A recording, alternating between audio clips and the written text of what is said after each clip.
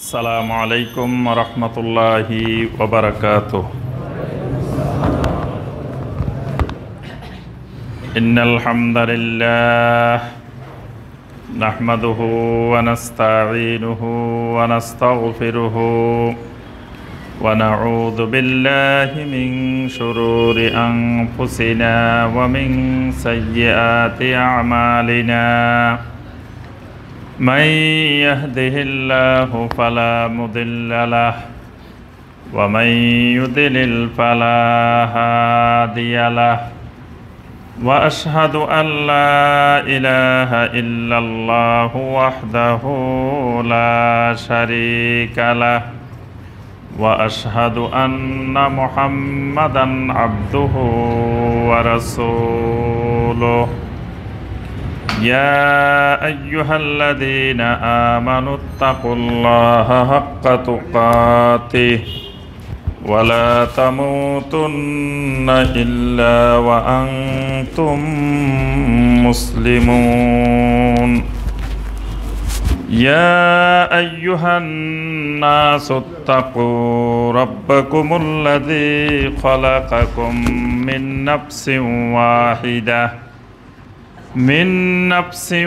واحدة وخلق منها زوجها وبث منهما رجالا كثيرا ونساء واتقوا الله الذي تساءلون به والأرحام إن الله كان عليكم رقيبا يا أيها الذين آمنوا اتقوا الله وقولوا قولا سديدا يصلح لكم أعمالكم ويغفر لكم ذنوبكم ومن يطع الله ورسوله فقد فاز فوزا عظيما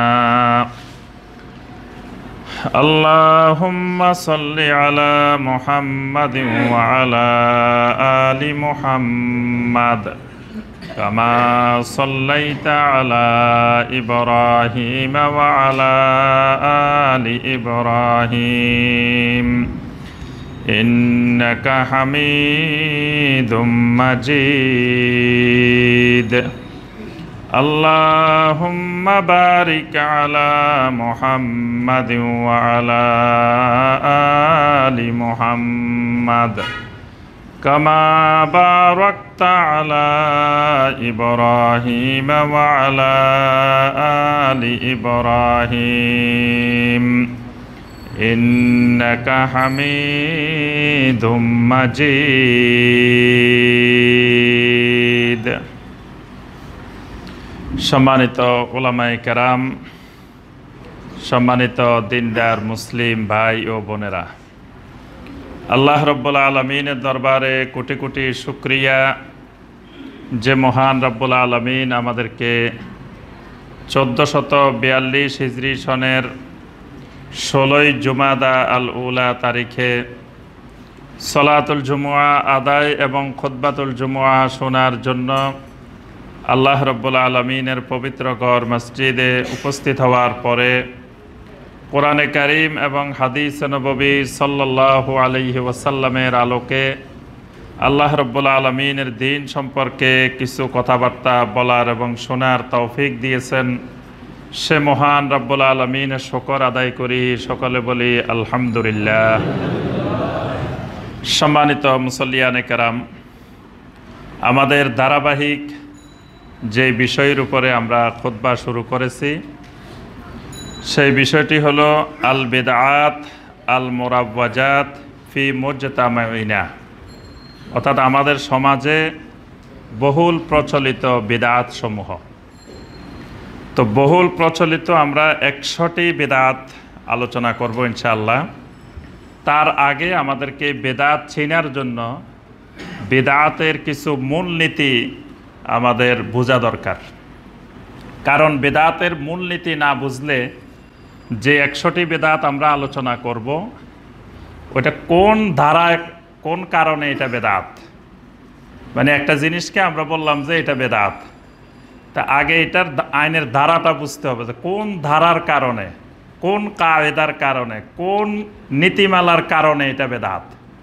ওই নীতিমালাটা যদি না বোঝা থাকে তাহলে একটা জিনিসকে বেদাত বললে সাথে সাথে এটা বুঝে আসবে না। এবং ওইটার পিছনে যারা বেদাতের পৃষ্ঠপোষক, যারা আহলুল বেদাহ, তারা কিন্তু ওইটার পিছনে অনেকগুলো প্রশ্ন দাঁড় করাবে। একটা জিনিসকে যখনই আপনি বেদাত বলবেন যে এই জিনিসটা বেদাত, তখন এটাকে যাতে বেদাত প্রমাণিত না হয় এই জন্য একজন বেদাতকারী, ওই বেদাতটার পৃষ্ঠপোষণকারী, তিনি আবার অনেকগুলো যুক্তি প্রশ্ন এখানে দাঁড় করাবেন। তো এই যুক্তি প্রশ্ন সব আপনার আইনের একটা ধারা, একটা কায়দা দিলে সব বাদ পড়ে যাবে। কারণ ধারাগুলোই যদি না জানে তাহলে কিন্তু আপনি আটকে যাবেন, এটাকে যে বেদাত প্রমাণিত করতে পারবেন না। এই জন্য যুগে যুগে আহলুস সুন্নাহ, আহলুল আসহাবুস সুন্নাহ, আহলুল আসারের উলামায়ে কেরাম যুগে যুগে এই নীতিমালাগুলো স্পষ্ট করে জনগণের সামনে বর্ণনা করে গেছেন। এই সবগুলো নীতিমালাকে একত্রিত করে একটি কিতাব রচনা করা আছে, কাওয়াইদু মারিফাতিল বেদাহ, মানে বেদাত চিনার মূলনীতি। বইয়ের নামেই বেদাত চিনার মূলনীতি। এই বইয়ের লেখক হলেন মুহাম্মদ বিন হুসাইন আল জিজানি। তিনি এখানে 23টি মূলনীতি, 23টি কায়দা বেদাত চিনার জন্য বর্ণনা করেছেন। এই 23টি কায়দা কোনো ব্যক্তির, 23টি মূলনীতি যদি কারো জানা থাকে তাহলে তার সামনে বেদাত স্পষ্ট হয়ে যাবে। এবং কোনো আহলুল বেদাহ, বেদাতের অনুসারী বা বেদাতের পৃষ্ঠপোষণকারী তখন আর কোনো যুক্তি, প্রমাণ, দলিল ওই বেদাতের সপক্ষে দাঁড় করাতে পারবে না। আর গত খুতবায় আমরা বলছি যে প্রত্যেক বেদাতকারীর বৈশিষ্ট্যই হলো তিনি তার বেদাতের সপক্ষে একটা দলিল দাঁড় করাবেন, যেই দলিলের সাথে ওই আমলটার সাথে দূরতম কোনো সম্পর্ক নাই। এটা হলো বেদাতকারীর বড় বৈশিষ্ট্য। দেখবেন যে পৃথিবীতে এমন কোনো বেদাত নাই যেই বেদাতের সপক্ষে বেদাতকারীর দলিল নেই, কিন্তু আহলুস সুন্নাহর কাছে ওই বেদাতটার কোনো দলিল প্রমাণ নাই, কিন্তু বেদাতকারীর কাছে ওই বেদাতটার সপক্ষে দলিল প্রমাণ আছে। যেমন ধরেন, যিনি ফরজ নামাজের পরে সম্মিলিত মুনাজাত করেন, তাকে যদি আপনি জিজ্ঞাসা করেন, তার কাছে দলিলের কিন্তু অভাব নাই, অসংখ্য দলিল ফরজ নামাজের পরে সম্মিলিত দোয়া করার। দলিলগুলো কি? যখন আপনি সব দলিলগুলো একত্রিত করে এই মূলনীতির মধ্যে ফেলবেন, একটা একটা বাদ পড়ে যাবে। বিভিন্ন জায়গার দলিল এক জায়গায় নিয়ে আসা। যেমন ধরেন, ফরজ নামাজের পরে দোয়া কবুল হয়, এই সম্পর্কে অনেকগুলো সহিহ হাদিস আছে। প্রত্যেক ফরজ নামাজের পরে দোয়া কবুল হয়। তো দোয়া কবুল হওয়ার মানে তো সম্মিলিতভাবে সবাই মুনাজাত করা না, কিন্তু দোয়া কবুল হওয়ার অসংখ্য দলিল, এই দলিলগুলোকে তারা নিয়ে আসেন এক নম্বরে।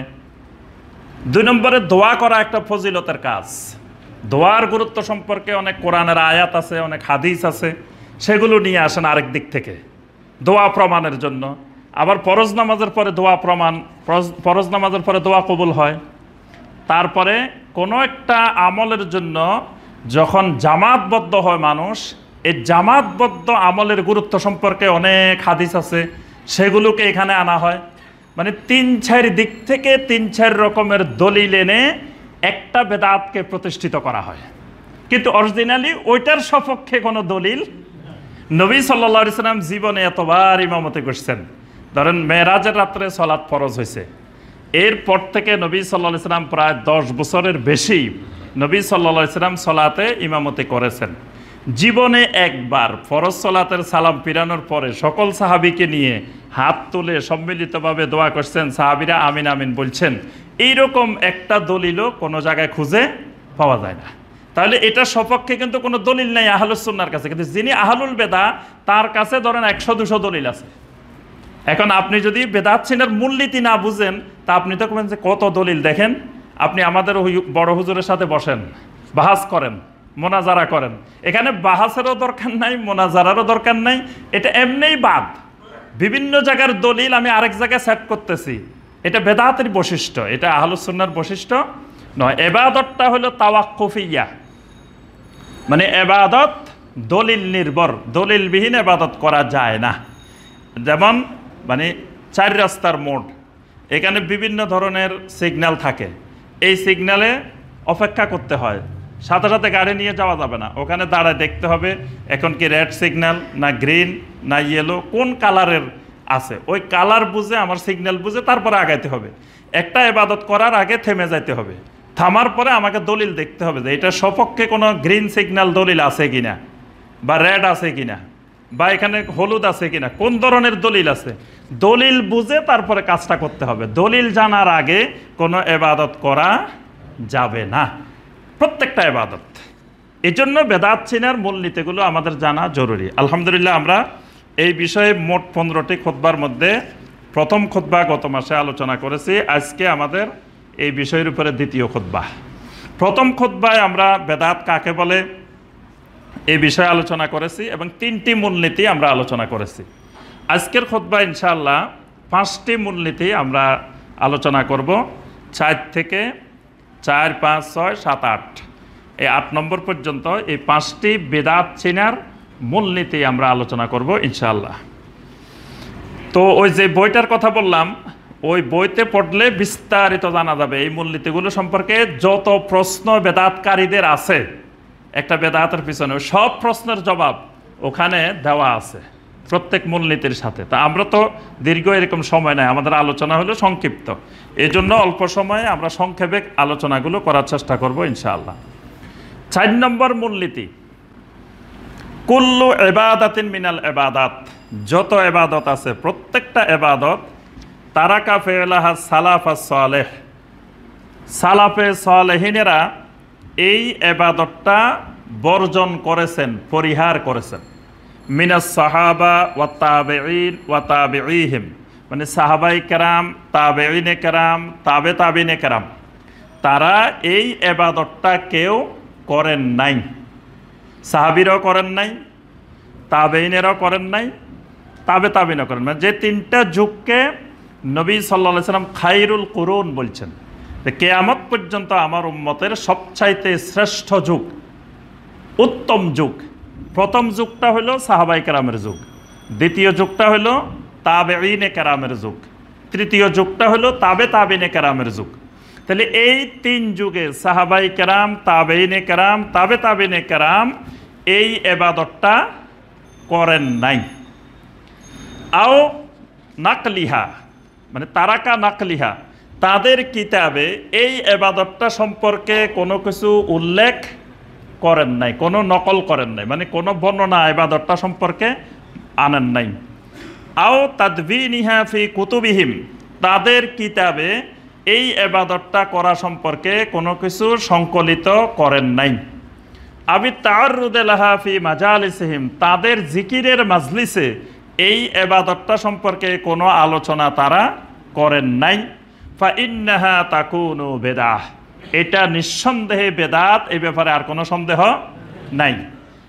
শর্ত হইল একটা, বিশর্তে আন ইয়াকুনাল মুক্তাদা লিফিল হাযিহিল ইবাদা কায়মান, ওই সাহাবায়ে কেরাম, তাবেঈনে কেরাম, তাবেঈনে কেরাম এই ইবাদতটা করার পক্ষে অনেক উপকারিতা, চাহিদা বিদ্যমান ছিল। মানে তারা যদি এই ইবাদতটা করতেন তাহলে তারা সমাজের অনেক কল্যাণ করতে পারতেন। মানে ধরেন একটা দোয়া যদি মুনাজাতটা নামাজের পরে আমি করে দিই, কিন্তু অনেক কল্যাণ, বাহ্যিকভাবে চিন্তা করলে অনেক কল্যাণ। যে মানুষটার চোখে পানি বাইর হয় না, আমি এমন একটা দোয়া করে দিলাম যেই দোয়ায় সবার চোখে পানি বাইরে গেছে, এটা ভালো কাজ করছি না? কি কথা বলেন না? এটা ভালো কাজ। তারপরে ধরেন কেউ এরকম দিনের মধ্যে একবারও আল্লাহর কাছে দোয়া করে না, আমি সবাই মিলে একটা দোয়া করাই দিলাম, তাহলে কাজটা ভালো করছি। তারপরে আমরা কত গুনাহ করতেছি, গুনাহগুলো আল্লাহর কাছে মাপ চাইলাম, কেমনে মাপ চাইতে হবে সেটা শিখাইলাম। অনেক ধরনের চাহিদা এখানে বিদ্যমান। একজনের বাবার জন্য দোয়া করে দিলাম, উনি অনেক খুশি, তাহলে সমাজের ভাইয়েরা, মুসলিমেরা খুশি হয়ে গেল, এটাও তো ভালো কাজ। কারো মায়ের জন্য দোয়া করে দিলাম, কারো একটা বাড়িঘর উদ্বোধনের জন্য দোয়া করলাম। বিভিন্ন চাহিদা, মানে এই চাহিদাগুলো যুগের চাহিদার প্রেক্ষিতে করলে ভালো মনে হয়, তারপরেও তারা করেন নাই। মানে সাহাবায়ে কেরাম করেন নাই, তাবেঈনে কেরাম করেন নাই, তাবেঈনে কেরাম করেন নাই। ওয়াল মানে মিনহু মুনতাফিয়ান, অথচ এটা যে নিষেধ এই ব্যাপারে কোনো দলিলও নাই। মানে কথাটা বুঝতে পারছেন?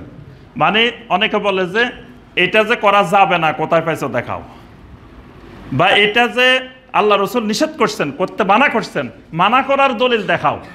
তো তাদের সামনে মানা করারও কোনো দলিল ছিল না, তারা ইচ্ছা করলে করতে পারতেন। মানে যুগের চাহিদা ছিল এটা করার প্রতি, করলে যুগের মানুষ খারাপ বলতো না, তাদেরকে ভালোই বলতেন যে উনি একটা নতুন ইবাদত, নতুন তরিকা তৈরি করছে। আসলে আল্লাহ রসুলের তরিকাটা অনেক বিশাল, তো একজন তাবেঈ বা একজন সাহাবী উনি শর্টকাট করে ছোট্ট একটা তরিকা বানাই দিয়েছেন, যেটা জনগণের কল্যাণে, মুসলিমদের কল্যাণে। জনগণ কিন্তু এটা খুব সাদরে গ্রহণ করতেন, যুগের চাহিদা ছিল এরকম বানানোর। কিন্তু এটার ব্যাপারে কোনো নিষেধাজ্ঞাও নাই নবী সাল্লাল্লাহু আলাইহি ওয়াসাল্লাম থেকে। কিন্তু তারপরেও সাহাবাই কেরাম, তাবেঈন কেরাম, তাবেঈন কেরাম এই ইবাদতটা করেন নাই। এটা বেদাতের একটা গুরুত্বপূর্ণ মূলনীতি, এটা নিঃসন্দেহে বেদাত। তাহলে যে কোনো নতুন আমল, নতুন ইবাদত যখন আমাদের সামনে আসবে, প্রশ্ন করতে হবে যে ভাই এর আগে আমরা বলছি নবী সাল্লাল্লাহু আলাইহি ওয়াসাল্লাম করেন নাই, ওইটা বেদাত। এখন আরেকটা মূলনীতি হলো, এই মূলনীতিটা হলো নবী সাল্লাল্লাহু আলাইহি ওয়াসাল্লাম তো করেন নাই, সাহাবায়ে কেরামও করেন নাই, তাবেঈনেরাও করেন নাই, তাবেঈনেরাও করেন নাই। বাস এটা যে বেদাত। যদি বলে যে ভাই এটা কত হিজরিতে আবিষ্কার হয়েছে এই ইবাদতটা, তো 500 হিজরির দিকে আবিষ্কার হয়েছে, বাস স্পষ্ট বুঝে গেছেন যে এটা বেদাত। কারণ 500 হিজরিতে তো আর কোনো সাহাবিও ছিলেন না, তাবিও ছিলেন না, তাবিও ছিলেন না। ভাই এই ইবাদতটা কত হিজরির? 600 হিজরির। এই ইবাদতটা কত হিজরির? 800 হিজরির। এই ইবাদতটা কত হিজরির? 900 হিজরির। কে করছেন? আমাদের খতিবে আজম, আমাদের কুতুবে বাঙ্গাল, আমাদের ফখরে মুআজ্জম, আমাদের গাউসে সামদানি, কুতুবে রব্বানি, আমাদের অমুক করছেন। বাস স্পষ্ট এটা বেদাত। যদি দলিল হয় যে এই আমলটা সহি দলিলের ভিত্তিতে জানা যায়, আবু বকর রাদিয়াল্লাহু তাআলা আনহু করছেন, ওমর ইবনে খাত্তাব রাদিয়াল্লাহু তাআলা আনহু করছেন, ওসমান ইবনে আফফান রাদিয়াল্লাহু তাআলা আনহু করছেন, আব্দুল্লাহ বিন আব্বাস রাদিয়াল্লাহু তাআলা আনহুমা করছেন, এটা বেদাত হবে না। কিন্তু সাহাবায়ে কেরাম, তাবেঈনে কেরাম, তাবেঈনে কেরামের পরে যদি কেউ করে, তিনি যত বিশাল ব্যক্তিত্ব হন না কেন, ওইটা বেদাত। যেমন উদাহরণ কয়েকটা আমরা উদাহরণ দিই। সলাতুর রাগায়েব আল মুক্তাদিয়া, একটা নামাজ আছে সলাতুর রাগায়েব। এই নামাজটার নাম শুনছেন? যে এটা আমাদের দেশে কম প্রসিদ্ধ, কিন্তু এটা আফ্রিকার দিকে আরও পৃথিবীর অনেক অঞ্চলে এটা ব্যাপক প্রসিদ্ধ একটা নামাজ, সলাতুর রাগায়েব। অনেক বইতে এই নামাজের অসংখ্য ফজিলত, অসংখ্য বর্ণনা আছে। সলাতুর রাগায়েবটা হলো রজব মাসের প্রথম বৃহস্পতিবার আপনার সিয়াম পালন করতে হবে, দিনের বেলা রোজা রাখতে হবে। এরপরে জুমার রাত্রিতে মাগরিব এবং এশার মাঝখানে 12 রাকাত নামাজ, এবং প্রত্যেক রাকাতে সূরা আল ফাতিহার পরে অমুক সূরা এতবার, অমুক সূরা এতবার, এরকম সূরা নির্দিষ্ট করা আছে। এই নামাজটা পড়লে বিশাল বিশাল ফজিলতের কথাও বর্ণনা করা আছে। এই নামাজটা নিঃসন্দেহে বেদাত। কোন নীতিমালার ভিত্তিতে? যে এটা সাহাবায়ে কেরাম কখনো পড়েন নাই, তাবেঈনে কেরাম পড়েন নাই, তাবেঈনে কেরাম পড়েন নাই। আচ্ছা, 2 নম্বর হলো আল ইহতিফাল বি আইয়ামিল ইসলাম ওয়া ওয়াকাইল মাশহুদা। ইসলামের অনেকগুলো স্মরণীয় দিন আছে। এরকম কোন স্মরণীয় দিন, স্মরণীয় ঘটনা, এটা উদযাপন করা, ওয়া ইত্তিখাদুহা আয়াদান, ওই দিনটাকে ঈদ বানানো, অনুষ্ঠান বানানো, উৎসব বানানো, তাহলে এটা ঈদ বানানো। ঈদ একটা শরীয়ত, ঈদ একটা ইবাদত। ইসলামে অনুষ্ঠানটাও একটা ইবাদত। এজন্য এই কথা যদি কেউ বলেন যে ধর্ম যার যার, উৎসব সবার, এটা ঈমান বিরোধী কথা।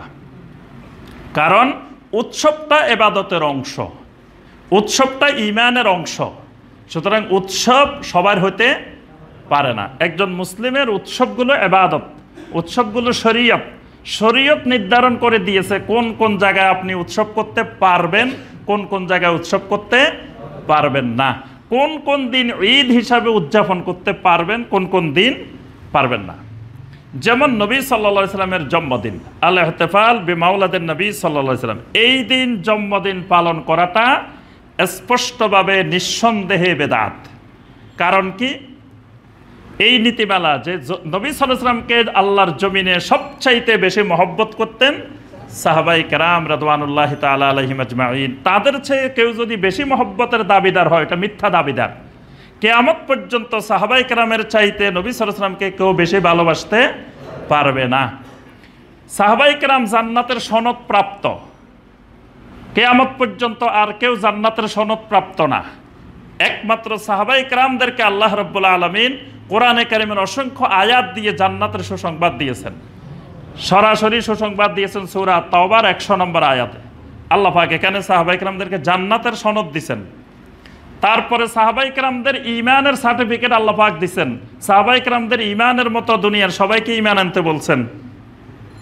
তাহলে ওই সাহাবায়ে কেরাম সবচাইতে বড় ঈমানদার, সবচাইতে বেশি মহব্বতকারী, সবচাইতে জান্নাতের সনদপ্রাপ্ত আল্লাহর ওলি, তারা নবী সাল্লাল্লাহু আলাইহি সাল্লামের জন্মদিনের কোনো উৎসব অনুষ্ঠান উদযাপন করেন নাই, তাবেঈনে কেরাম করেন নাই, তাবেঈনে কেরাম করেন নাই। এরপরে যদি কেউ এটা উদযাপন করে, এটা নিঃসন্দেহে বেদাত। আচ্ছা, এরপরে বদরের দিন, বদরের বিজয়, এটা ইসলামের ইতিহাসে খুবই গুরুত্বপূর্ণ একটা দিন। 17 রমাদান বদরের বিজয়ের দিন, 20 রমাদান মক্কা বিজয়ের দিন। এরকম ইসলামের ইতিহাসে অনেক গুরুত্বপূর্ণ ঐতিহাসিক স্মরণীয় দিবস আছে। এই দিবসগুলো যদি কেউ উদযাপন করে, বা পহেলা মুহররম নববর্ষের দিন উদযাপন করে, আজকে নতুন বছর না, কি অবস্থা বাংলাদেশে কালকে রাত্রে, কি অশ্লীলতা, কি বেহায়াপনা, কি গান বাজনা। কালকে আমরা মাহফিল থেকে রাত্রে আসতেছিলাম, রাস্তায় রাস্তায় দেখলাম যে মানে কেউ আর ঘুমায় নাই রাত্রে, এবং বিভিন্ন জায়গায় গান বাজনা, নাচানাচি, অশ্লীলতা, ছেলে মেয়ে কি হারে চলতেছে, নাউজুবিল্লাহ। আল্লাহ পাক আল্লাহর গজব থেকে আমাদেরকে হেফাজত করুন। তো এই যে যদি, এটা তো ইংরেজি, যদি মুহররম মাস, আরবি সাল, হিজরি সাল, এটাকে কেন্দ্র করেও যদি কেউ নতুন বছর উদযাপন করে, পালন করে, এটাও বেদাত। বদর দিবস পালন করে, এটাও বেদাত। তারপর মক্কা বিজয়ের দিবস পালন করে, এটাও বেদাত। এইরকম ইসলামের কোনো স্মরণীয় দিনকে অনুষ্ঠান হিসাবে উদযাপন করা, পালন করা, অথবা ঈদ বানানো, এইগুলা সবগুলো বেদাত। কারণ সাহাবায়ে কেরাম, তাবেঈনে কেরাম, তাবেঈনে কেরাম, তারা এগুলোকে ঈদ হিসাবে, অনুষ্ঠান হিসাবে উদযাপন করেন নাই। সুতরাং তাদের রাস্তার বাহিরে গেলেই এই লোক গুমরাহ, এ ব্যাপারে কোনো সন্দেহ নেই। আল্লাহ পাক কোরআনে কারিমে অসংখ্য জায়গায় বলছেন। সূরা তাওবার 100 নম্বর আয়াতে বলছেন, ওয়াস-সাবিকুনাল আউওয়ালুনা মিনাল মুহাজিরিনা ওয়াল আনসার ওয়াল্লাযীনা তাবাউহুম বিইহসান রাদিয়াল্লাহু আনহুম ওয়া রাদু আন ওয়া আ'আদ্দা লাহুম জান্নাত। সুবহানাল্লাহ। জান্নাত পাওয়ার শর্ত হলো মুহাজির, আনসার, সাহাবায়ে কেরাম, যাদেরকে আল্লাহ বলতেছেন সাবিকুনাল আউওয়ালুন, এদেরকে ওয়াল্লাযীনা তাবাউহুম বিইহসান, এদেরকে ইহসানের সাথে ইত্তেবা করা লাগবে। ইহসানের সাথে যারা ইত্তেবা করবে, আ'আদ্দা লাহুম জান্নাত, আল্লাহ পাক এদের জন্য জান্নাত বানায় রেখেছেন। সুবহানাল্লাহ। অর্থাৎ জান্নাত পাওয়ার শর্ত সুন্নত পালন করতে হবে, তরিকা ইত্তেবা করতে হবে মুহাম্মদুর রাসূলুল্লাহ সাল্লাল্লাহু আলাইহি ওয়াসাল্লাম। কিন্তু সুন্নত পালনের সাবিলটা, রাস্তাটা হবে সাহাবায়ে কেরামের রাস্তা। এজন্য আল্লাহ রাব্বুল আলামিন সূরা আন-নিসার 115 নম্বর আয়াতে বলছেন, ওয়া মান ইউশাকিকির রাসূলা মিন বা'দি মা তাবায়্যানা লাহুল হুদা ওয়া ইয়াত্তাবি গায়রা সাবিলিল মুমিনিনা নুওয়াল্লিহি মা তাওয়াল্লা ওয়া নুসলিহি জাহান্নাম। সাহাবায়ে কেরামের রাস্তা, সাবিলিল মুমিনিন মানে সাহাবায়ে কেরামের তরিকা, সাহাবায়ে কেরামের রাস্তা, এইটা বাদ দিয়ে অন্য রাস্তার যদি কেউ অনুসরণ করে, সে জাহান্নামে যাবে। এখানে আল্লাহ পাক জাহান্নামের কথা বলছেন সরাসরি। তাহলে জান্নাত পাওয়ার, জাহান্নাম থেকে বাঁচার সঠিক রাস্তা হলো সাহাবায়ে কেরামের তরিকা, সাহাবায়ে কেরামের পদ্ধতি অনুসরণ করা। তো সাহাবায়ে কেরামেরা যেটা করেন নাই দিবসগুলো, সেটা যদি কেউ করে, তাহলে তিনি সঠিক রাস্তা থেকে বিচ্যুত হয়ে গেছেন, বেদাত। আচ্ছা, এরপরে নবী সাল্লাল্লাহু আলাইহি ওয়াসাল্লাম 2 ঈদের নামাজে আজান দেন নাই, জানাজার নামাজে আজান দেন নাই। কিন্তু পরবর্তীতে সাহাবায়ে কেরাম, তাবেঈনে কেরাম, তাবেঈনে কেরামও কিন্তু এই দিন, এই সময়গুলোতে আজান দেন নাই। ঈদের নামাজের জন্য আজান দেন নাই, তারপর আপনার জানাজার জন্য আজান দেন নাই। এই 3 যুগে সাহাবায়ে কেরাম, তাবেঈন, তাবে তাবেঈনের যুগে দেন নাই। এরপরে যদি কেউ এগুলাতে আজান দেয় সেটা হবে বেদাত। নবী সাল্লাল্লাহু আলাইহি সাল্লাম থেকে বেদাত হওয়ার জন্য নিষেধাজ্ঞা পাওয়া জরুরি না, মানে নবী সাল্লাল্লাহু আলাইহি সাল্লাম এই কাজটা নিষেধ করার দলিল থাকা জরুরি না। নিষেধ করলে তো ওইটা আর বেদাত হইতো না, ওইটা হয়ে যেত হারাম। যেহেতু নিষেধ করেন নাই কিন্তু নবী সাল্লাল্লাহু আলাইহি সাল্লাম করেনও নাই ইবাদতটা, এটার নাম বেদাত। যদি নিষেধাজ্ঞা পাওয়া যায় ওইটা আর বেদাত না, ওইটা করা হারাম। নবী সাল্লাল্লাহু আলাইহি সাল্লাম যদি নিষেধ করে দেন সেটা যদি কেউ করে এটা হারাম, কিন্তু নবী সাল্লাল্লাহু আলাইহি সাল্লাম নিষেধ করেন নাই কিন্তু করেনও নাই, এইরকম ইবাদতটা করার নাম বেদাত। যেমন মুআবিয়া রাদিয়াল্লাহু তাআলা আনহু আর আব্দুল্লাহ বিন আব্বাস রাদিয়াল্লাহু তাআলা আনহুমা হজে গেছেন একসাথে, আল্লাহর কথা তাওয়াফ করতেছেন। মুআবিয়া রাদিয়াল্লাহু তাআলা আনহু 2টা কোণ ছাড়া, মানে বাইতুল্লাহর হাজরে আসওয়াদের যে কোণটা, এই কোণটা স্পর্শ করা, চুম্বন করা, এটা ইবাদত, সুন্নাত। আর রুকনে ইয়ামানি যেটা হাজরে আসওয়াদের আগের যে কোণটা, এটাকে স্পর্শ করা হাত দিয়ে, এটা সুন্নাত। কিন্তু বাকি যে 2টা কোণ আছে, এই 2টা কোণ স্পর্শ করা যাবে না, চুম্বনও দেওয়া যাবে না, কিছুই করা যাবে না। মুআবিয়া রাদিয়াল্লাহু তাআলা আনহু গিয়ে ওই 2টা কোণকে স্পর্শ করতেছিলেন। রুকনে ইয়ামানি যেরকম স্পর্শ করতেছেন, ওই 2 কোণও স্পর্শ করতেছেন। আব্দুল্লাহ বিন আব্বাস রাদিয়াল্লাহু তাআলা আনহুমা বাধা দিলেন। বাধা দেওয়ার পরে মুআবিয়া রাদিয়াল্লাহু তাআলা আনহু বললেন যে তুমি কোন দলিলের ভিত্তিতে আমাকে নিষেধ করতেছো? তিনি বললেন আল্লাহ রাসূল সাল্লাল্লাহু আলাইহি সাল্লামকে আমরা বিদায় হজে দেখেছি, তিনি এই কোণ স্পর্শ করেছেন, হাজরে আসওয়াদ চুম্বন করেছেন, কিন্তু এই 2টা কোণে কিছুই করেন নাই। মুআবিয়া রাদিয়াল্লাহু তাআলা আনহু বললেন তা আল্লাহ রাসূল করেন নাই, অসুবিধা কি? আল্লাহ রাসূল তো নিষেধ করেন নাই যে এই 2টা কোণ করা যাবে না। নবী সাল্লাল্লাহু আলাইহি সাল্লাম 2টা কোণ স্পর্শ করেন নাই, কিন্তু নিষেধও তো করেন নাই যে কেউ খবরদার এই 2টা কোণ স্পর্শ করিও না, এরকম নিষেধও তো করেন নাই। তা আমার কাছে ভালো লাগতেছে, আমি করতেছি, অসুবিধা কি? তখন আব্দুল্লাহ বিন আব্বাস রাদিয়াল্লাহু তাআলা আনহুমা সূরা আল আহজাবের 21 নম্বর আয়াত দিয়ে দলিল দিলেন, লাকাদ কানা লাকুম ফি রাসূলিল্লাহি উসওয়াতুন হাসানা, আল্লাহর রাসূলের মধ্যেই তোমাদের জন্য আছে উসওয়ায়ে হাসানা। সুবহানাল্লাহ, উসওয়ায়ে হাসানা আল্লাহর রাসূলের মধ্যেই। সুতরাং নবী সাল্লাল্লাহু আলাইহি ওয়াসাল্লাম যেটা করেন নাই, ওইটা নিষেধও করেন নাই, ওইটা করতে যাওয়ার নাম হলো বিদআত। এরপরে তাওয়াফের পরে 2 রাকাত নামাজ পড়া, তাওয়াফের পরে 2 রাকাত নামাজ পড়া তাওয়াফের সাথে সম্পর্কিত। সলাতুত তাওয়াফ, কারো মতো ওয়াজিব, কারো মতো সুন্নাত। তাওয়াফের পরে 2 রাকাত সালাত। আচ্ছা, এখন আমি সাফা মারওয়া শেষ করে 2 রাকাত সালাত পড়ি, অসুবিধা কি? তাওয়াফের শেষ করার পরে যেমন 2 রাকাত সালাত আছে, তাহলে সাফা মারওয়া পাহাড়ের আমি সাই শেষ করলাম, শেষ করে আবার 2 রাকাত পড়লাম, যেহেতু তাওয়াফের সাথে আছে, সাইর সাথেও থাকতে পারে, অসুবিধা কি? এখানে এই সাহাবায়ে কেরাম, তাবেঈনে কেরাম, তাবে তাবেঈনে কেরাম ওই তাওয়াফের উপরে কিয়াস করে এখানে কিন্তু 2 রাকাত সালাত আদায় করেন নাই। সুতরাং এখন যদি কেউ সাফা মারওয়া সাই শেষ করে যদি 2 রাকাত সালাত আদায় করে, যদি বলে যে ওইটা সলাতুত তাওয়াফ আর এটা হলো সলাতুস সাই বাইনা সাফা ওয়াল মারওয়া, এই সালাতটা হয়ে যাবে কি? বেদাত। এই জন্য শাইখুল ইসলাম ইমাম ইবনে তাইমিয়া রাহিমাহুল্লাহ বলেন, সাহাবায়ে কেরাম, সালাফে সালেহিন যুগের চাহিদার প্রেক্ষিতেও যখন দেখবেন যে এই কাজটা সাহাবায়ে কেরাম, তাবেঈনে কেরাম, সালাফেরা করেন নাই, এটা করার ব্যাপারে কোনো নিষেধাজ্ঞাও নাই। ওয়ালাউ কানা হাযা খাইরান মাহাদান, যদি এটা কল্যাণকর কাজ হইতো, অথবা যদি এটা আল্লাহকে পাওয়ার নৈকট্যপ্রাপ্ত হওয়ার মাধ্যম হইতো, তো লাকানা সালাফ রাহিমাহুল্লাহ আহাক্কু বিহা মিন্না, এই কাজটা সবার আগে আল্লাহর জমিনে ওই সালাফেরা করতেন, অর্থাৎ সাহাবায়ে কেরাম, তাবেঈন, তাবে তাবেঈনেরা করতেন। সুতরাং কারণ ফাইন্নাহুম কানু আসাদ্দ মাহাব্বাতান লিরাসূলিল্লাহি সাল্লাল্লাহু আলাইহি ওয়াসাল্লাম, কারণ আল্লাহর জমিনে সবচাইতে বেশি মহব্বতকারী ছিলেন সাহাবায়ে কেরাম।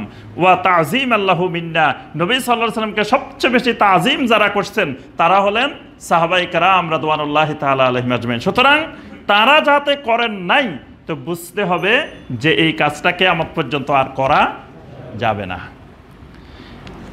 এরপরে সাঈদ ইবনে জুবাইর রাহিমাহুল্লাহ বলেন যে যারা সাহাবায়ে কেরামদেরকে জানে নাই, ফালাইসা মিনাদ দ্বীন, তারা দ্বীনে জানে নাই, দ্বীনে বুঝে নাই। মানে দ্বীন বুঝতে হলে সাহাবায়ে কেরামকে বুঝতে হবে, কারণ সাহাবায়ে কেরাম দ্বীনটা নবী সাল্লাল্লাহু আলাইহি ওয়াসাল্লাম থেকে সরাসরি গ্রহণ করছেন। নবী সাল্লাল্লাহু আলাইহি ওয়াসাল্লাম দ্বীনটা বুঝাইছেন সাহাবায়ে কেরামদেরকে সরাসরি। তারা নবী সাল্লাল্লাহু আলাইহি ওয়াসাল্লাম থেকে কোরআন সরাসরি বুঝছেন, হাদিস সরাসরি বুঝছেন, আল্লাহর দ্বীন সরাসরি বুঝছেন। সুতরাং কিয়ামত পর্যন্ত যারা দ্বীন বুঝতে চায়, জানতে চায়, আমল করতে চায়, তাদেরকে সাহাবায়ে কেরামদের থেকে শিখতে হবে। হুযায়ফা রাদিয়াল্লাহু তাআলা আনহু সবসময় এই কথাটা বলতেন, কুল্লু ইবাদাতিন লাম ইয়াতাআব্বাদ বিহা আসহাবু রাসূলিল্লাহ সাল্লাল্লাহু আলাইহি ওয়াসাল্লাম ফালা তাতাআব্বাদু বিহা। যেই কাজটা সাহাবায়ে কেরাম যে ইবাদতটা করে নাই, খবরদার ফালা তাতাআব্বাদু বিহা, ওই ইবাদত তোমরা করতে যেও না। কারণ সাহাবায়ে কেরাম তোমাদের জন্য এমন কিছু রেখে যান নাই যেটা তোমাদের পরবর্তীতে আবিষ্কার করা লাগবে। সাহাবায়ে কেরাম কিন্তু অনেকগুলো কাজ নবী সাল্লাল্লাহু আলাইহি ওয়াসাল্লাম করেন নাই, সাহাবায়ে কেরাম করছেন। এটার এই পরবর্তী মূলনীতিতে আসবে। কিন্তু এখানে কথা হলো, হুযায়ফা রাদিয়াল্লাহু তাআলা আনহু বলতেন যে খবরদার সাহাবায়ে কেরাম যে ইবাদত, যে আমল করেন নাই, তোমরা কিয়ামত পর্যন্ত আর সেই আমল করতে যেও না। কারণ সাহাবায়ে কেরাম তোমাদের জন্য এমন কোনো ইবাদত, এমন কোনো আমল বাকি রেখে যান নাই যেটা তোমাদেরকে নতুন করে আবিষ্কার করা লাগবে, নতুন করে সেই আমলটা করা লাগবে। ফাত্তাকুল্লাহ ইয়া মাশারাল কুররা খুযু তরিকা মান কানা ক্বাবলাকুম, তোমরা তোমাদের পূর্ববর্তীদের তরিকা, সাহাবায়ে কেরামদের তরিকা শক্ত করে ধরো। হেই কুররারা, কুররা বলে আলেমদেরকে তিনি বলতেন, ইয়া মাশারাল কুররা, হে আলেমেরা, ফাত্তাকুল্লাহ, আল্লাহকে ভয় করো। মানে আল্লাহর ভয় তোমার ভিতরে থাকলে তুমি সবসময় সাহাবায়ে কেরামদেরকে, তাবেঈনদেরকে, সালাফদেরকে তুমি ফলো করবা, অনুসরণ করবা। আচ্ছা, এই মূলনীতির পরে কিছু প্রশ্ন হতে পারে।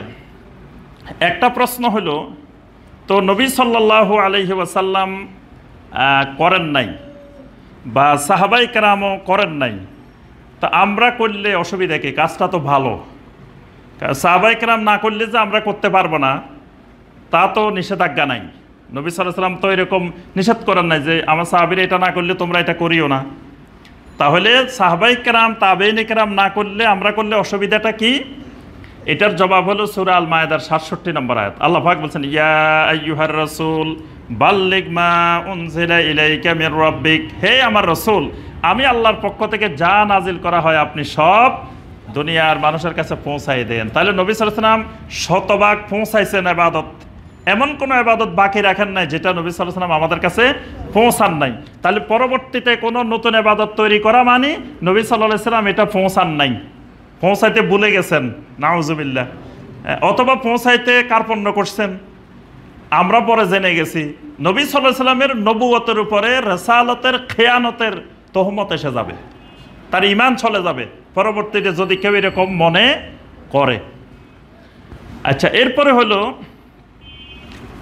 নবী সাল্লাল্লাহু আলাইহি ওয়াসাল্লাম, সাহাবায়ে কেরাম, তাবেঈন কেরাম অনেক আমল করেছেন, কিন্তু নবী সাল্লাল্লাহু আলাইহি ওয়াসাল্লাম বাধা দিয়েছেন, এরকমও আছে। সাহাবায়ে কেরাম যেমন সারা রাত নামাজ পড়তে চাইছেন, নবী সাল্লাল্লাহু আলাইহি ওয়াসাল্লাম নিষেধ করছেন। সাহাবায়ে কেরাম সারা বছর সিয়াম পালন করতে চাইছেন, নবী সাল্লাল্লাহু আলাইহি ওয়াসাল্লাম নিষেধ করছেন। সাহাবায়ে কেরাম বিয়ে শাদী থেকে বিরত থাকতে চেয়েছেন, নবী সাল্লাল্লাহু আলাইহি ওয়াসাল্লাম নিষেধ করছেন। তাহলে বোঝা যায় যে নবী সাল্লাল্লাহু আলাইহি ওয়াসাল্লাম সাহাবায়ে কেরামদেরকে শতভাগ নবী সাল্লাল্লাহু আলাইহি ওয়াসাল্লাম যেই দিন আল্লাহর পক্ষ থেকে নিয়ে এসেছেন সেটার পরিপূর্ণ তালিম দিয়ে গেছেন। এই ক্ষেত্রে বাড়ানোটাকেও দিন পরিপন্থী, কমানোটাকেও নবী সাল্লাল্লাহু আলাইহি ওয়াসাল্লাম দিন পরিপন্থী হিসেবে উল্লেখ করছেন। এই জন্য নবী সাল্লাল্লাহু আলাইহি ওয়াসাল্লাম সারা রাত নামাজ পড়েন নাই, সাহাবীরা পড়তে গেছে, নবী সাল্লাল্লাহু আলাইহি ওয়াসাল্লাম বাধা দিয়েছেন। নবী সাল্লাল্লাহু আলাইহি ওয়াসাল্লাম নিয়মিত সিয়াম পালন করেন নাই, সাহাবীরা করতে গেছেন, নবী সাল্লাল্লাহু আলাইহি ওয়াসাল্লাম ওই তিনজন সাহাবীকে বাধা দিয়েছেন এবং বলছেন যে ফামান রাগিবা আন সুন্নতি ফালাইসা মিন্নি, যে আমার সুন্নত থেকে বিরত থাকে, দূরে সরে যায়, সে আমার উম্মতেই নয়। আচ্ছা, আরেকটি বিষয় হলো, মানে বেদাতের নিষেধাজ্ঞার জন্য এটা একটা শক্ত দলিল। সেই দলিলটা হলো, যদি নবী সাল্লাল্লাহু আলাইহি ওয়াসাল্লামও করেন নাই, পরবর্তীতে সাহাবায়ে কেরাম, তাবেঈন কেরাম, তাবেঈন কেরাম ইবাদতটা করেন নাই, এই পরপর না করাটা, ইবাদতটা করেন নাই, এই মর্মে যদি বোঝা যায়, মানে করেছেন, দলিল না পাওয়া মানে করেন নাই। আবার এরকমও পাওয়া জরুরি না যে সাহাবায়ে কেরাম করেন নাই এরকম লেখা থাকতে হবে। মানে সাহাবায়ে কেরাম ইবাদতটা করেছেন এরকম দলিল নেই, তার অর্থ হলো সাহাবায়ে কেরাম করেন নাই। এইরকম পরপর দলিল পাওয়া এটাই দালিলুন কাতিউন আলা আন্নাহা বিদআহ, মানে এটাও একটা অকাট্য দলিল বেদাত প্রমাণিত হওয়ার জন্য। তাহলে এই বিষয়ে আমরা আর যাচ্ছি না, মোটামুটি আমরা বুঝতে পেরেছি যে 4 নম্বর মূলনীতি হলো সাহাবায়ে কেরাম, তাবেঈনে কেরাম, তাবেঈনে কেরাম যুগের চাহিদার প্রেক্ষিতে ভালো দিক থাকার পরেও সাহাবায়ে কেরাম এই সালাফেরা যে আমলটা যে ইবাদতটা করেন নাই সেটা করার নাম হলো বেদাত।